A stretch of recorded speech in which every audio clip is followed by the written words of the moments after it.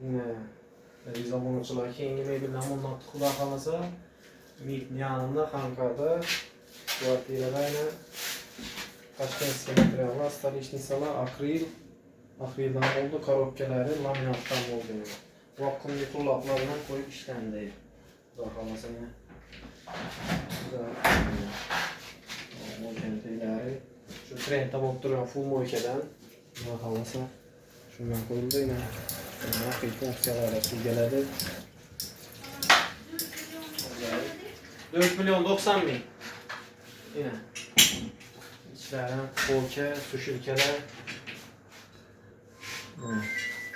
Daha fazla. Neyle kaç yol dolanı için şimdi olanlar bakıyoruz onun tarafından. Belki benim alan el yeterli. Yetişkilerden anlatıp verdik yine. Bu tarafta Ali. Sarıdan aynı. Yürüp düzeltip tamaşa deyip para versinler. Tamaşa geliyor yeterli. Şöyle koydum acayip Xudo kalasa. Bitti. Onu metrine Xudo kalasa 1 milyon 900 bin so'mga yapıp verdik. Bu mo'ykalarni qo'yib atlayıyorum. Shunday xizmatlar kerak bo'lsa, murojaat etaverasiz, telefon nomerlarini qo'yamiz. Xudo kalasa